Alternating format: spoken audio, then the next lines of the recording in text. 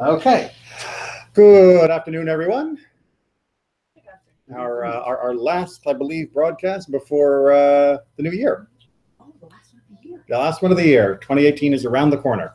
We'll all have to remember to start writing things differently. And it's nice because we are perfectly primed for the major transitional section of the Torah. That is to say, we are moving from Genesis to Shemot. We are moving from the book of Exodus, and that means it's time to reflect. Now, there's a general feeling, of course, that what happens in Bereshit, in Genesis, is very much presaging what is going to happen in the future. We see that most obviously with the idea of our ancestors going down into the land of Egypt, but there is even more long-term history that is playing out. In particular, the emphasis that's going to come in this particular Torah portion is on the 12. The 12 tribes, exactly, right? Because although most of us, unless we happen to be a Kohen or a Levi, don't think about tribal affiliation all that much within being part of the Jewish people, it really mattered for a very, very long time in Jewish history.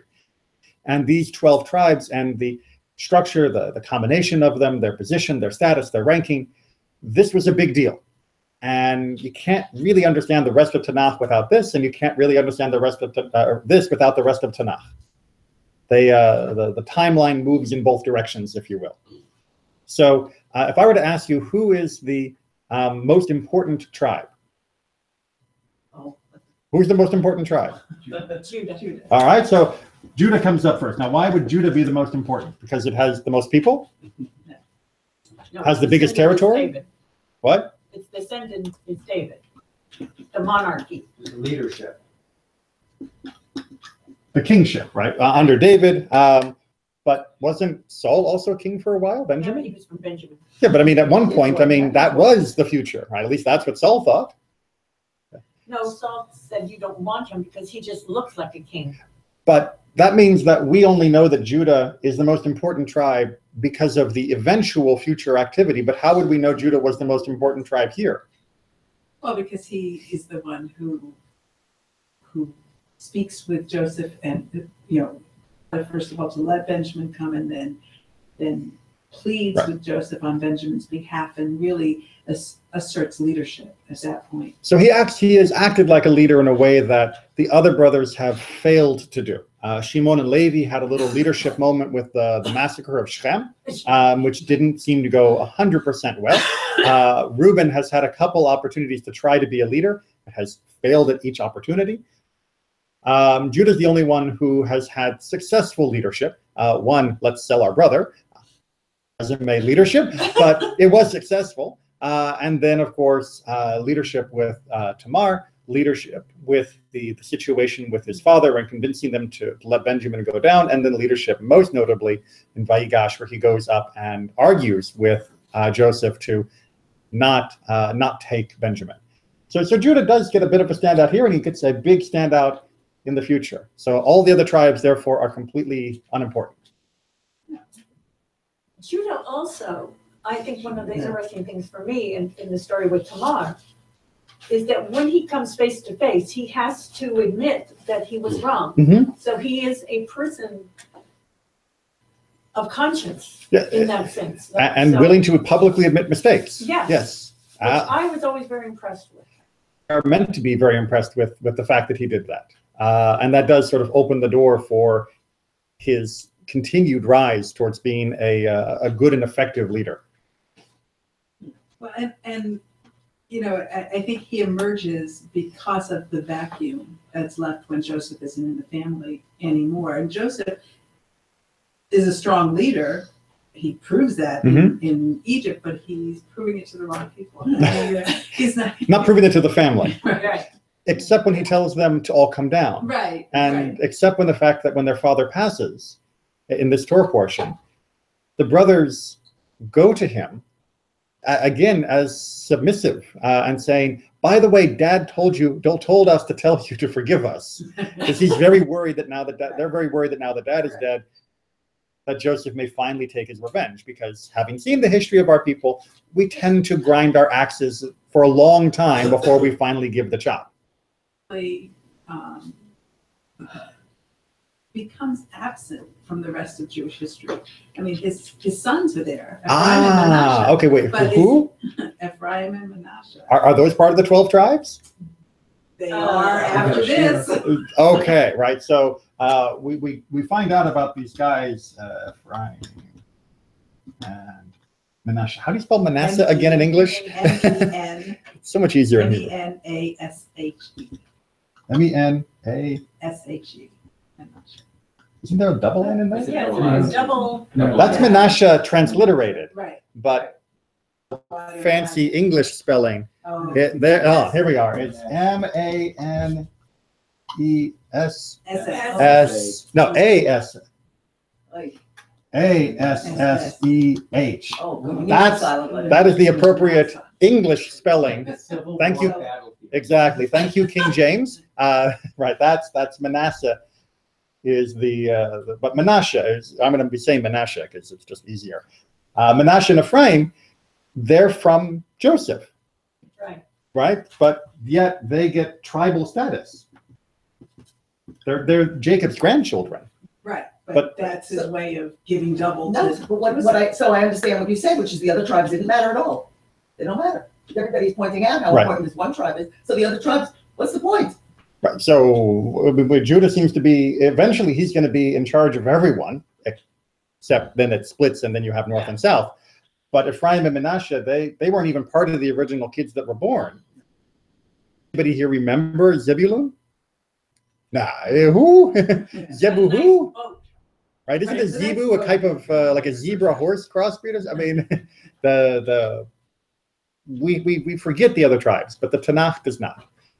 All right, so first of all, I want to read the section where we talk about Ephraim and Manasseh coming in to the tribal status, and then we're going to see how this plays out later on in the tribal life and whether it was right and fair.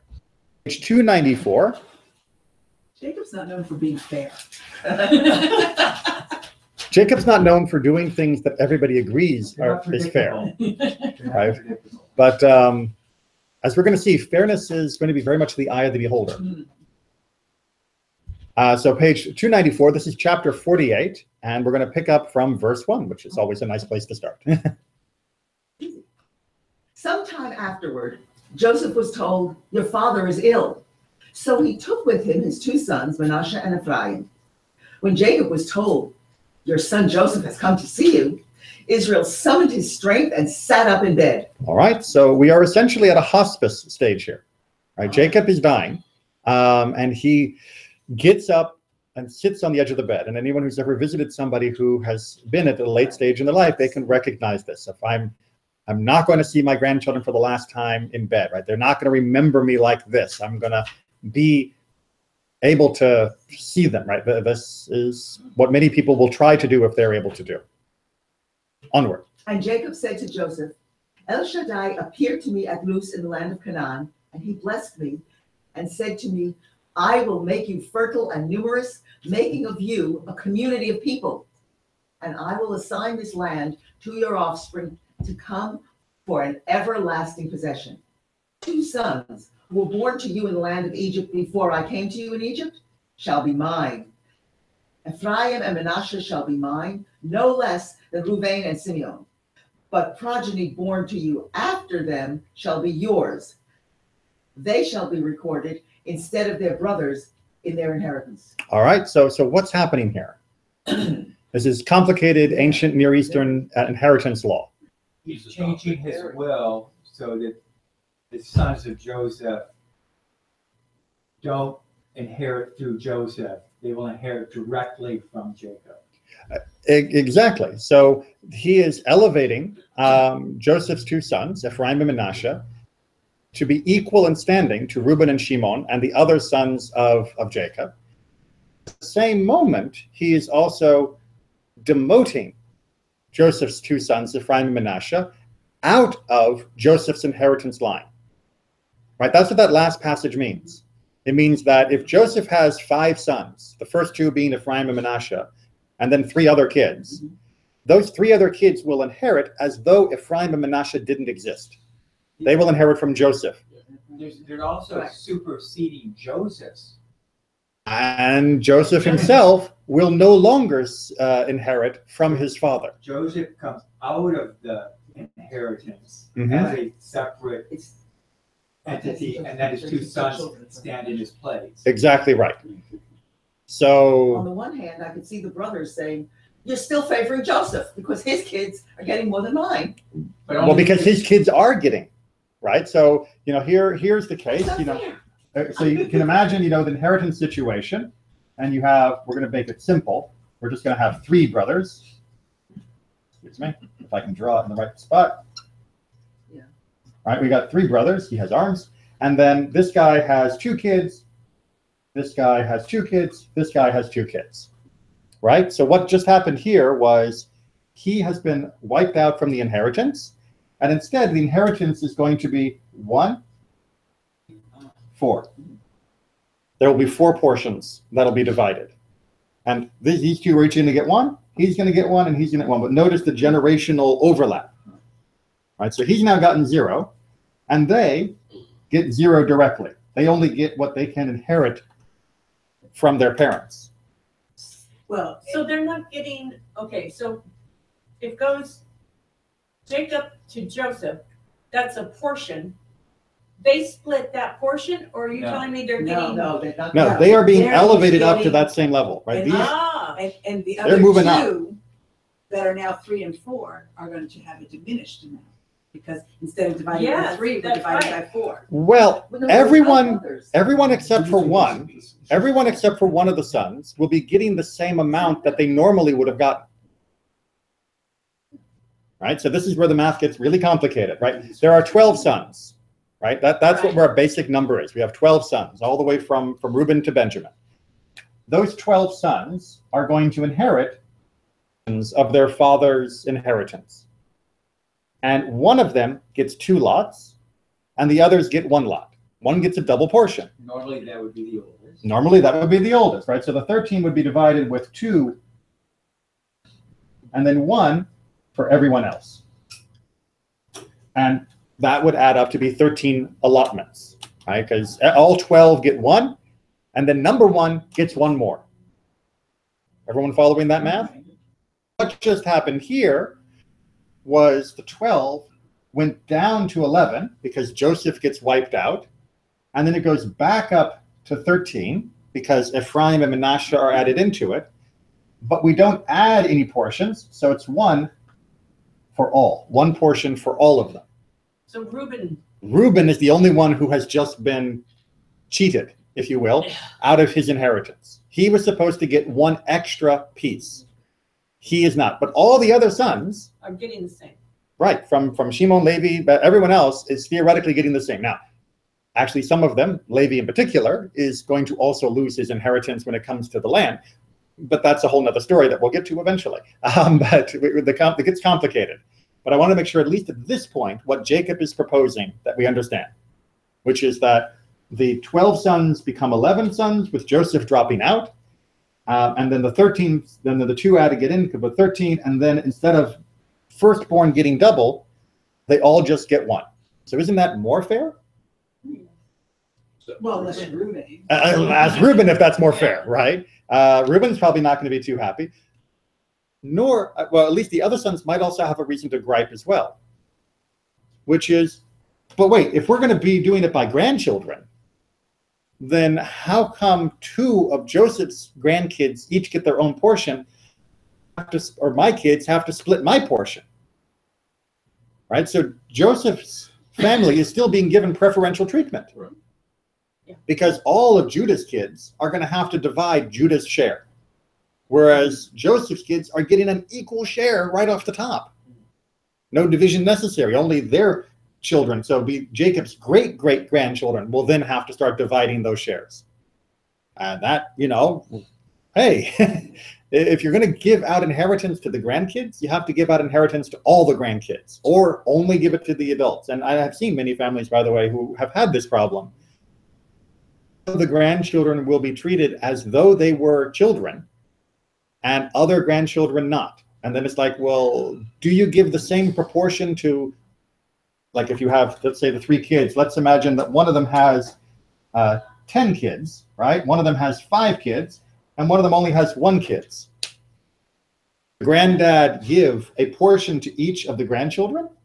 Or does granddad give a portion to each of his 3 kids, knowing that this kid is going to pass it on to the grandkid and only have 1 division, and this one is going to pass it among 10, which means, hey, shouldn't I get more because I've got a bigger family?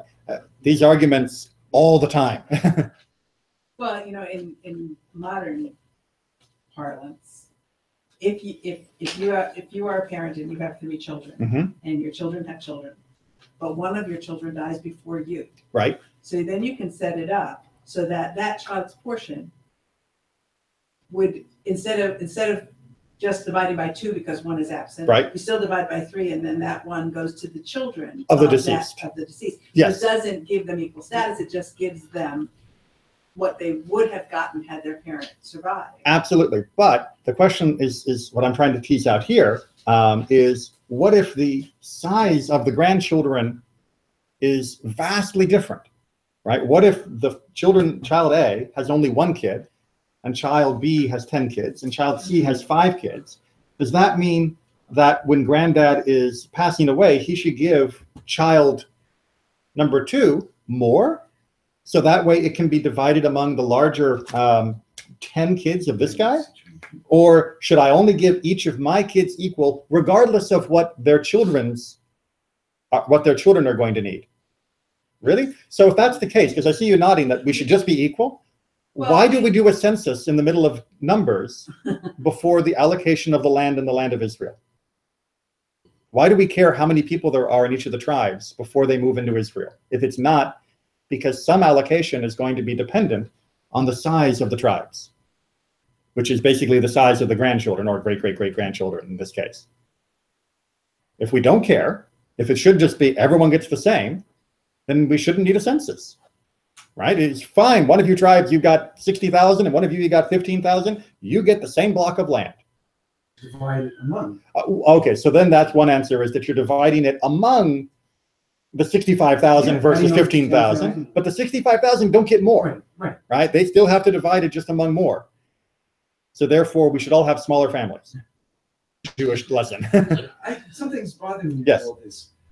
Let's say Joseph, which I think is true, was very, very wealthy. And Number let's 2 in say Egypt, he's probably doing well for Let's himself. say Yeah. Jacob Well, yeah. was not wealthy. And he's got some, let's say comparatively he's got nothing. Right. If I'm the 2 kids, man, I'd rather have a part of Joseph's than of Jacob's. I can get half of Joseph. Okay, so who's offering more cash, right? Joseph is clearly going to have more cash than Jacob has. But what is Jacob offering? Future interest. A future interest in the land of Israel, Land of Israel. right? Which is not something that's on the cards for Joseph's family in Egypt. Because the Egyptians are probably not going to be doling out land to all of these people. So if Ephraim and Manasseh were not included, then they would not have a share in the land of Israel. And that is, in the eyes certainly of the Tanakh, much more valuable than the cash payout that you might get when Joseph dies, a very wealthy man in the land of Egypt. And their father was deprived of his use and enjoyment of that land For a number of years. because of The other guy. the other guy. True. Yeah. So Joseph probably, I agree with you, must have money. And. I mean, at least a pyramid scheme. And he has other children. That is certainly what Jacob is implying. Okay, so this way, he still has an inheritance. I mean, he still has the ability to leave a considerable amount. So the other children wouldn't say, well, look at those 2 guys got, A share in Israel. in the share in Israel. At that time, they would have said, lots of luck. So, It's complicated, yes? Yes. Yes, we all love our families. But there's one part that really, really bugs me, and that is the fact that what it seems to be happening here is in violation of Torah law.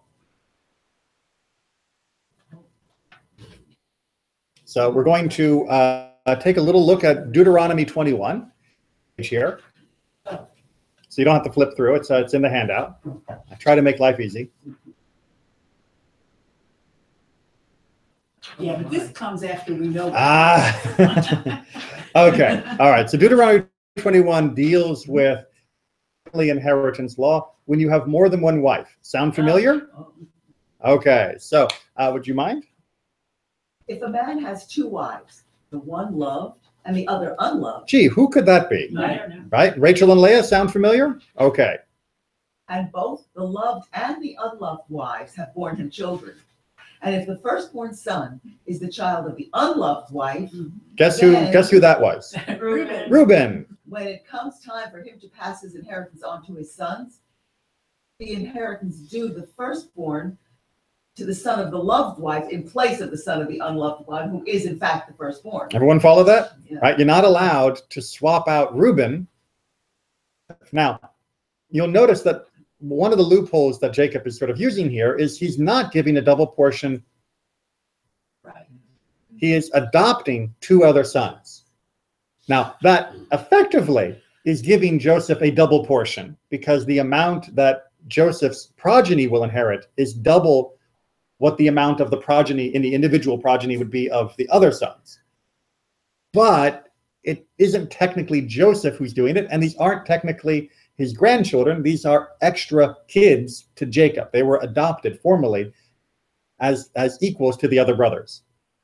However, the one person who is still having trouble is Reuben, because Reuben still, even if they had gone ahead and said, all right, so we're going to go to 11, we're going to go to 13, then there should have been 14 portions, one for all, and then a bonus one for Reuben.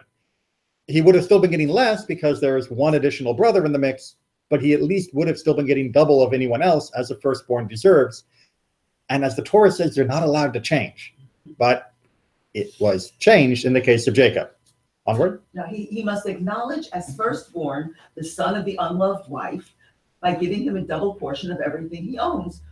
For he is the first fruits of his manhood, and the right of the firstborn is his. All right, so this is very, very clear in Deuteronomy. It becomes very, very clear in the Mishnah and Talmud that you're not allowed to play with this as inheritance.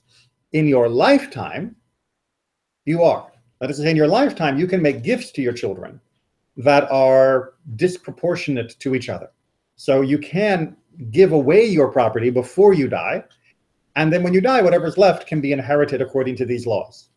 And so there is a way to still show some favoritism if you're willing to dispense with your belongings before you've actually passed from this earth, whereas most people prefer to hold on to everything they've got until they're actually dead. So there does seem to be a problem here. But when push comes to shove, what we really need to know is, how did this matter for the land? Because they weren't worried about, who's going to get dad's watch. They were worried about who's going to get what and how much of the land of Israel. And we're going to read the section from the book of Joshua that actually talks about how they divide up the land. Make sense? Okay. Appoint 3 men for each tribe. I will commission them, and they are to set out, go through the land, and describe it according to their inheritance. Then they are to come back to me, to divide it into 7 divisions, with Yehuda remaining in its territory to the south, and the house of Joseph in their territory to the north. Oh, wait a minute. Hold on. What? Wait, yeah. Okay, so wait, what's happening here? We got 3 people from every tribe. So we got like approximately 36 people. The counting of the tribes is a little funny, but we got approximately 36 people. And they're going to walk around as a committee, and they're going to examine the entire land. And then they're going to come back, and they will divide the land into 7 portions. 7? Why 7? Okay. Why 7? Okay, so it's 7. 5 have already been taken care of. All right, so we just mentioned 2 of them. Right? Yehuda is remaining in his territory in the south. Yehuda had already taken possession of a piece of land. And by having taken possession of that, it becomes his tribe. And the same thing with Ephraim or Joseph in the north, right? In the north, they've already taken possession of their parcel. And we also know that Gad and Reuben took possession of their land during Moses' time on the other side of the Jordan River. And of course, the Levites don't get land. Right. So if you go down the list, you end up with having 5 people already taken care of. right? Judah, Manasseh, Reuben, Gad, and Ephraim, with Levi dropping out completely. And therefore, there's only 7 tribes left that need land, that need an allocation. Everyone follow that logic? Yeah. Okay. But notice what they're doing is they're making a list of part number 1 from this river, right, to that mountain, including cities, you know, X, Y, and Z. Part 2, right, from the river south, blah, blah, blah. And part 3 and 4 and 5 and 6 and 7. They've got their 7 pieces. Let me just see if that's Penelope telling me that somehow the sound is dead. Nope. We've got all of those things. No, it's fine. But this is then going to be randomly allocated. And by the way, this is a great trick to teach your children or grandchildren or great-grandchildren, wherever you are in that family cycle, that if they're arguing that it's not fair, you know, who got which piece of cake or who got which cookie and all of that, say, fine, have one kid divide all the cookies, Oh, somebody else. and then someone else gets to pick. Yeah, you cut, I choose. Exactly. You cut, I choose. So that'll teach them to cut fair because they don't get to pick first. You can also do it by, you get to divide up all the cookies, and then he gets to draw first from the hat to see which one he gets. So if you don't know which cookie you're going to get, suddenly you're going to be much more interested in fairness. So that's what's happening. This commission is going out, and they are dividing up the land, not knowing what they're going to get. And that means that presumably their allocations will be equal. They're going to be offering equal land to all of the tribes. Okay, so that seems to be the presumption. Why in this map does Manasseh have 2 territories? So, right, so Manasseh has 2 territories because we often call it the half tribe of Manasseh. They got an allocation in the Jordan, but they on the other side of the Jordan, but they also have an allocation within the land of Israel itself. What about Dan? Up there. Dan, he has 2 though. Dan has 2. Dan is on the Oh, yes. coast, And he's also between Yeah. Naphtali and Manasseh. Oh, yeah. Oh, down by. Oh, that, right. That's actually, so this particular map, I didn't notice that on this one, but this particular map has answered the controversy of where was Dan located by saying that he had 2 pieces. There are different interpretations of the description of Dan's territory. One has them up in the north and the other has them down in the south. This map decided to say, give them both. But other maps will have them only in one or the other of the places. But they're not known for having 2 portions, unlike Manasseh, which has the across the Jordan portion, which is not technically part of Israel, and then the part that is in the technical part of Israel. And we can remind you from other classes that we've done together, the part across the Jordan is not technically part of Israel, for if it were technically part of Israel, then Moses got to go to Israel. And we know very clearly Moses didn't get to go to Israel. That would later be under control of Israel, but it was not Israel proper as far as the promise of the land, because if it were, then Moses would have had a chance to be in Israel, because he was definitely on that side of the Jordan River looking into Israel going, I wish I could go. Okay, so we've done our initial apportionment. Now we go to part verse 6, I believe. Verse 6, yes. You will describe 7 portions of land and bring the descriptions here to me. Then I will cast lots for you here before Adonai our God. But the Levi'im have no share with you, because the office of Kohen to Adonai is their inheritance. And Gad and Reuven and the half tribe of Manasseh, inheritance beyond the Yarden to the east, which Moshe, the servant of Adonai, gave them. So the men got up and went. Yehoshua gave them this commission as they left to describe the land. Go, walk through the land and describe it. Then come back to me, and I will cast lots for you here before Adonai in Shiloh. The men went and passed through the land, surveying it by cities, dividing it into 7 divisions, and writing the results on a scroll. Then they came to Yehoshua in the camp at Shiloh. Yehoshua cast lots for them in Shiloh before Adonai. Yehoshua divided the land among the people of Israel according to their divisions. All right, so who divided the land? Who divided the land? Tribe said, Joshua? God? Members of each tribe? All three, All of them. right? So all the tribes divided the land. They're the ones who created the divisions. It's not based on who needs more. Well, now we're going to have to hold that for just a second, right? Their divisions were not based on who needed more, because when they were dividing the land, they had no way of knowing which tribe was going to get what, right? It was going into a blind ballot. And that meant that they would have presumably divided the land as fairly as possible. Now, note, as fairly as possible doesn't necessarily mean they just took and went, let's divide it into 7 chunks. They were dividing it, as you notice, very deliberately by the cities. Habitable were different portions. Areas that were hyper-habitable would have gotten a smaller amount of acres than areas that did not have a lot of cities. Those would have gotten more acres, some way to compensate for the fact that this was not as built up yet. So that's why you might see that Shimon has a much larger territory at the south. Anyone who's ever been to that part of Israel will tell you that until the 20th century, and even still, that's not the built up part of the country. It's also, where water, fertile soil. Exactly. So you can support that X number of people on this amount of land if it's well watered, and you can. Exactly. So when they were dividing the land, they had to think, could any one of the 7 remaining tribes live on this piece of territory? And the answer had to be yes. And that's how they broke down their 7 portions. So they're the ones who set the borders. They're the ones who set the allocations. But it was Joshua who arranged for that to be divided by drawing lots. And it was God who arranged for the lots to fall such as they did. Right? That's the presumption of why you don't say, I want to recount. Put it into God's hands. You divided it, and so you know that all the allocations are fair pieces of territory. I'm the one who's arranging it, so you don't have to worry that someone else was fiddling with the hat. But God is the one who was actually drawing them by order, and therefore you can't complain that what you got was wrong. So all 3 pieces were necessary in order for the tribes to actually put up with this system and not simply turn around and say, I want yours, and start fighting with each other, which is what the history of our family has been like.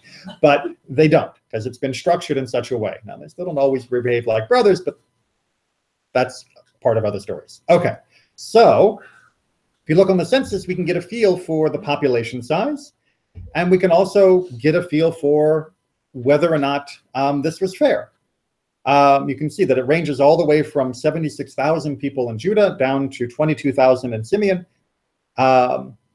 And it doesn't seem to be allocated precisely by size, but if you have a relatively good feel of the land of Israel and southern Lebanon by this picture, then you'll be able to tell, yeah, that's actually not too unreasonable of an allocation for these tribes. Reasonably fair?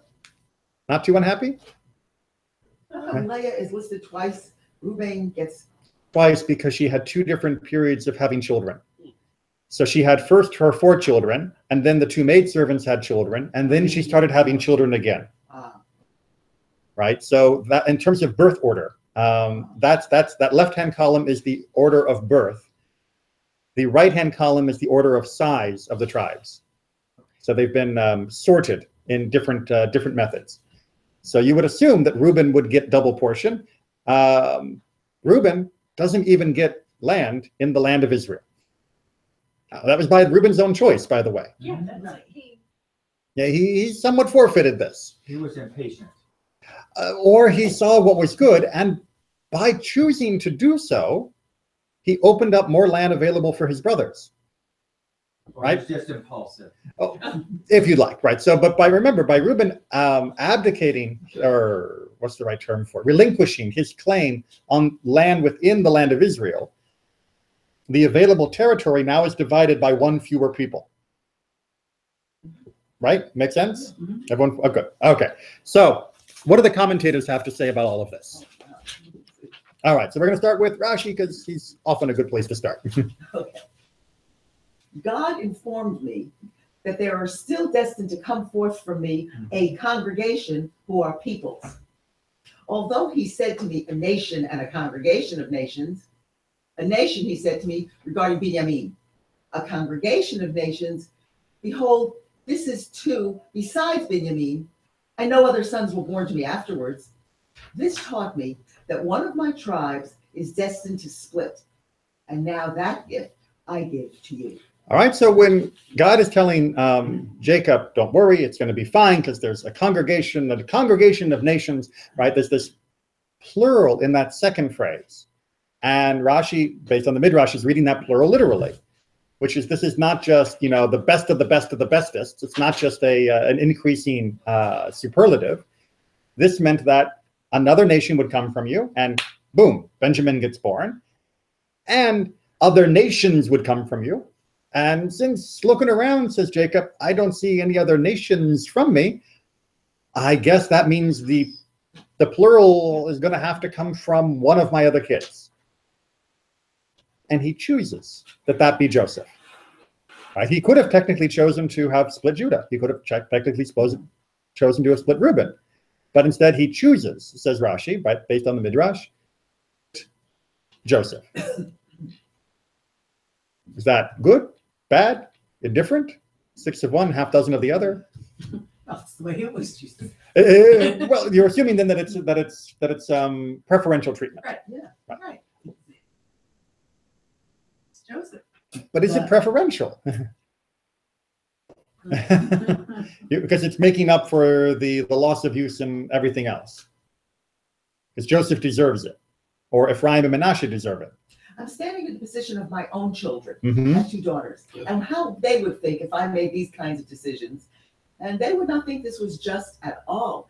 I don't know what I'm to learn from this, except maybe how not to behave to them. Right. If you added one of your grandchildren, one of your daughter's grandchildren into the list of your children, right, the other daughter might be a little upset. Totally. Like, why did they get equal status? And my experience is I had an uncle who had 4 sons, one of whom died very young, just after giving birth to 2 children. Oh. And my uncle basically raised those 2 children of his deceased son, and they inherited equally. Oh. Because they were seen as sons, brothers. Yeah, they were sons. They were seen as his children. He treated them as his own children. So they inherited from their uncle. They inherited from their uncle, who was their grandfather. They inherited equal shares to their uncles. Yeah. To their uncles, right? Yeah. So they were elevated to the status, even though they were raised as children. They were elevated to the status as equal heirs. And right. I was raised as my own. I treat them as receiving equal shares, and that was what he wrote in his will. Yeah. Right, but what did their grandfather treat them as? He treated them as his own children. Because his son died. His son died. I thought you said the uncle raised them. The uncle, who was my uncle, he raised his grandchildren as his own children. He raised his grandchildren. Okay. Because their father, who was his son, passed away at an early age. Right, and I think so. He did not formally adopt them, but in his will, he treated them as if they were equal.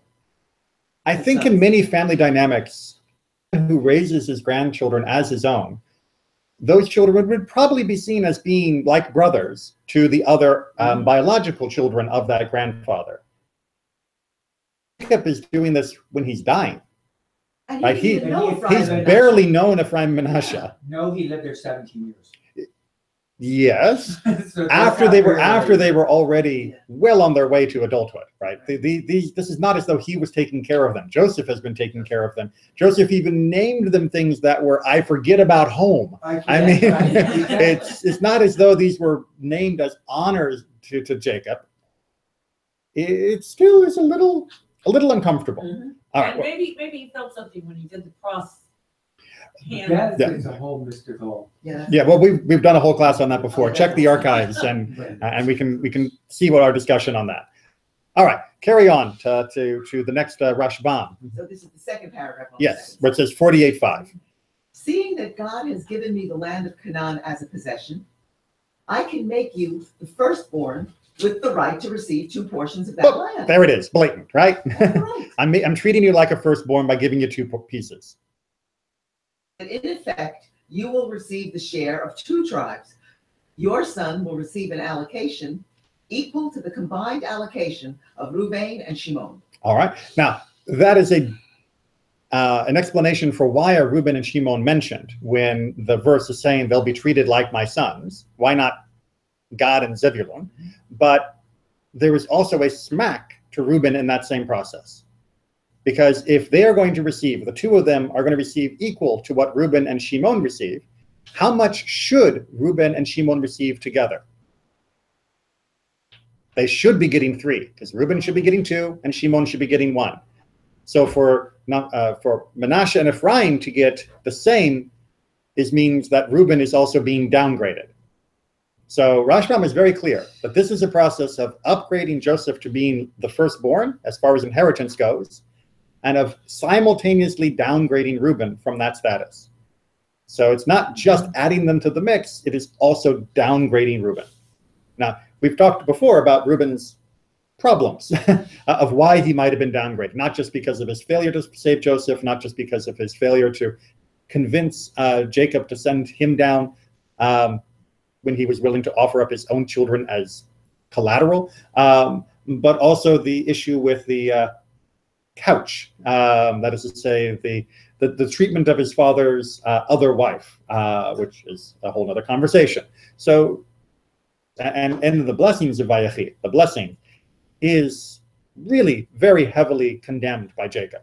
And Jacob does seem to be taking it out, not just because he didn't like Leah best, but also because he likes Reuben least.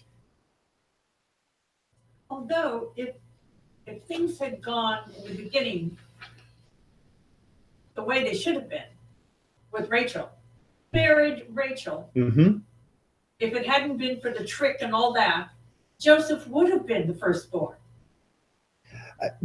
Rachel probably would have had the firstborn child. Whether it would have actually been Joseph is actually debatable, depending upon your question of how does fate change the ovulation.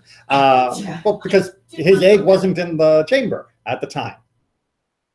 But maybe that's a factor that, Joseph would have been his firstborn. Right. So, and there is always that underlying feeling when it comes to why Joseph was treated differently, was that he should have been, at least in the mind of Jacob, even if we could say biologically that doesn't make sense, or even just, this is the hand you were dealt. You're not allowed to cheat just because you don't like the cards.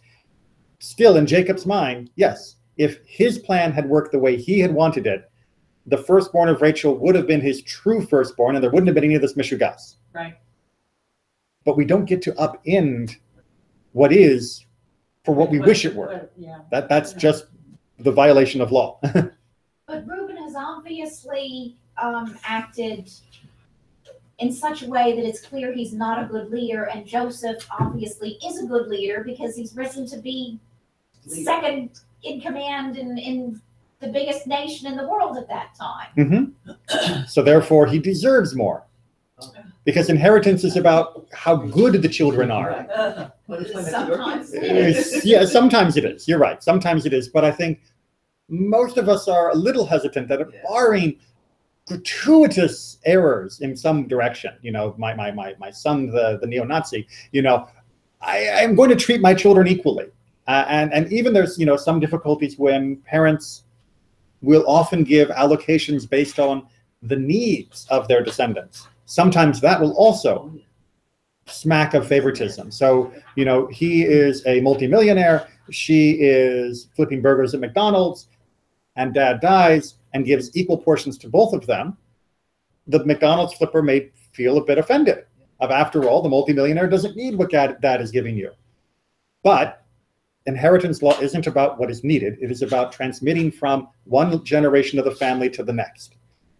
So what Jacob is doing here is taking a step above of saying, remember from our first question, for our first text in Deuteronomy about the loved wife and unloved wife, that he is going to play favorites because he thinks he knows better.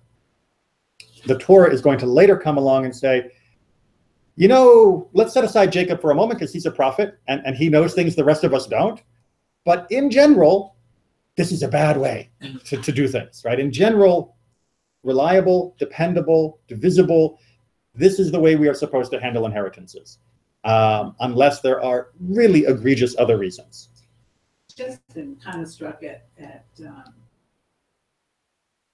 Jacob, because had it gone his way, lesser man, he'd have a wife and 2 kids. And even push it back even more. If it had gone his way, he would have stolen from his brother Right. and never have met Rachel in the first place. Well, but I'm saying once he got Yeah. there, you know, and when he wakes up in the morning, he goes back for more. I mean, you know, it's like, this is, he whines and complains about how, you know, he gets How unfair it is. right, while he's enjoying all of this unfairness and producing, Right. you know, progeny by the dozen. Right. You know. Well, that just shows that he was living up to his responsibilities. Not entirely tongue-in-cheek. I mean, the Torah does say that there are responsibilities that come with being married. So, you know, the fact that he was willing to be with Leah, even though he wasn't interested in being with Leah, could just show that he was, well, you know, up for 6 kids, yes. All right, let's keep going, otherwise we won't get done. Yaakov explains that in view of the fact that his sons will be the ones according to whom the keys in the distribution of the land will be determined, he wanted now already to establish that both of Joseph's sons will rank equally with his brothers in this respect. All right, so he's saying, look, this generation, not when you get to Israel, but we're going to make it clear now, before we've been enslaved, before we go through the Exodus, before we do the Joshua conquest stuff, that Ephraim and Manasseh are equal at this generation and this level of history. Because can you imagine if he had left this to say, all right, so guys, in 100 and some years, when you're allocating the land of Israel, these 2 guys, I want you to treat equally. No, we need to start making them equal now, even though the real payoff for the equality is only going to come much, much later. Onward. At the time Yaakov received the promise from God, all his sons, with the exception of Benjamin, had been born. And God had already said in the dream of the ladder, the land which you lie on, I shall give to you and to your descendants. If so, it had been God's intention at that time to give him a community of nations, that is, tribes. Seeing that you and your children are my descendants, and it is unreasonable to assume that God had only you personally in mind when speaking of the community of nations, it is clear to me that I have the right to designate both these sons of yours as being part of this concept community. Each one will become a founding father of one of these tribes. All right, so Seforno has a slightly different twist. He basically says, look, God says I'm going to be the father of a bunch of communities, a bunch of nations. But he didn't say exactly how they were going to be how they were going to be made up. Constituted, thank you. Well, English, somewhere in there. Right, constituted. So you know what? I'm going to take my own initiative, and I will say that your 2 sons also constitute part of the community that God promised me. All right, so he's saying God's promise was a blank check, and I am therefore allowed to fill in the amount, whether it be 12 or 13, however I feel like. And they're my descendants, right? No one can deny that Ephraim and Manasseh are my descendants.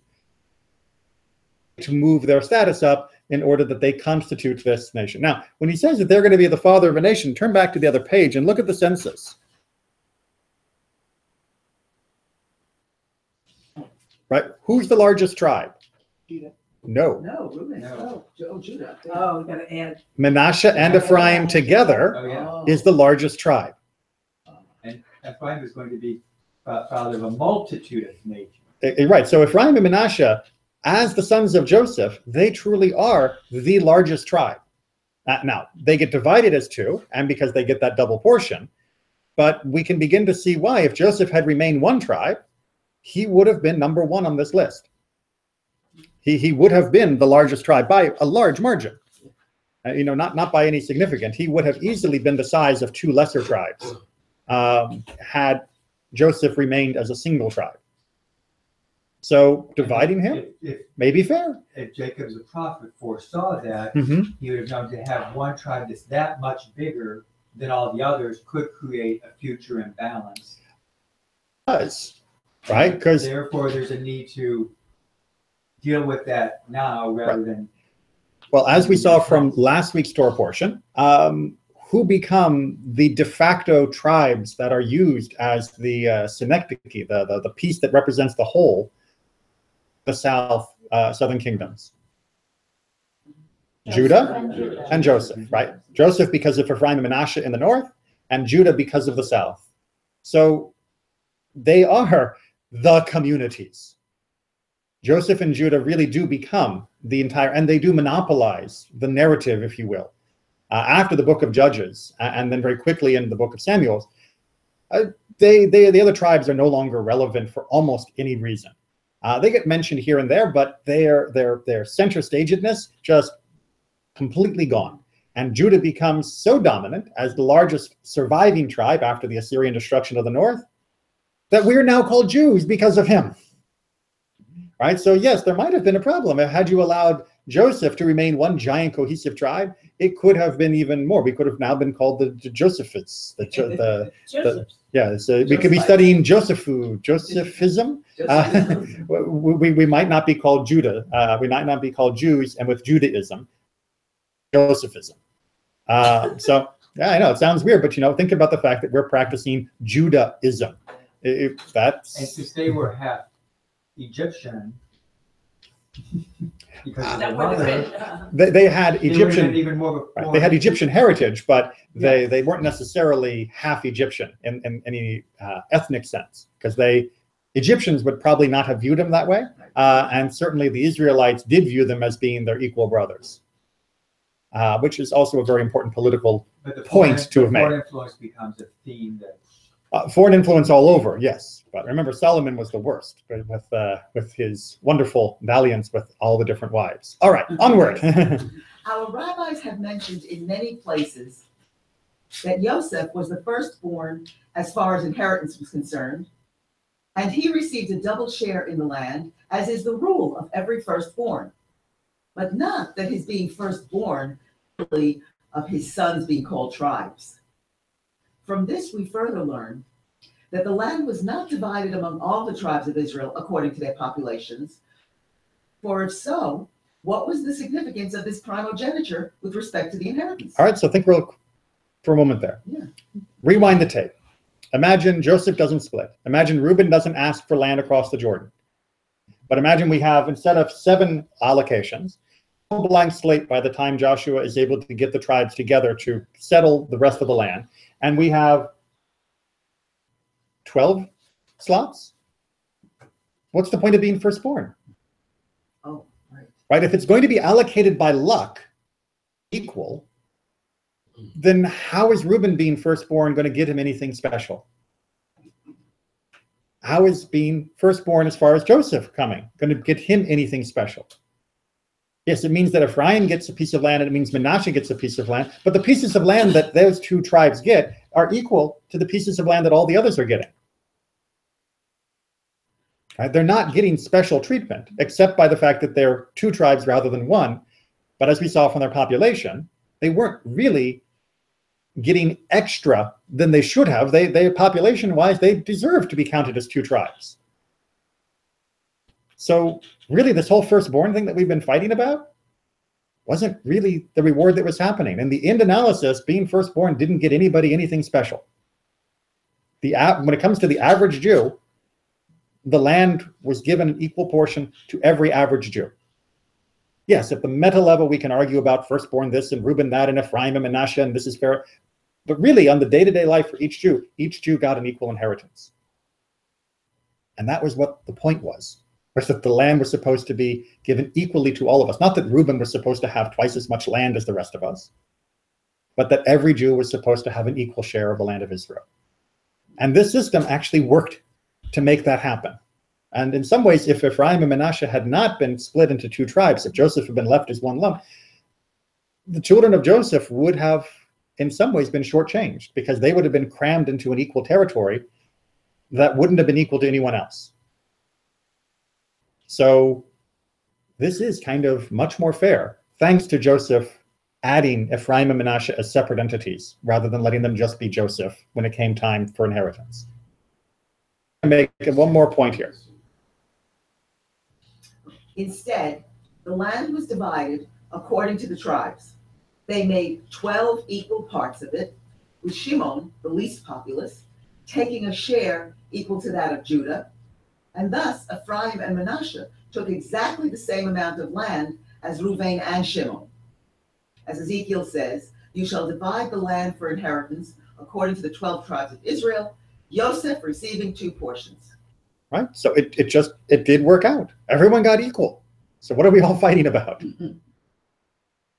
When Torah talks about the size of families, it means that within each tribe, land should be allocated by family size according to the families that left Egypt.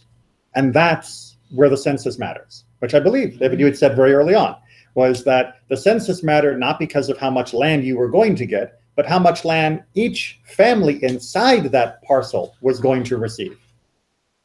Right? So the actual land, with taking into consideration the whole quality of the land, how developed the land was, and all the things we talked about in the book of Joshua passage, that was then divided among the members of that tribe according to the numbers who left Egypt, so that those families would have enough land within the land, but that each tribe would have equal to each other.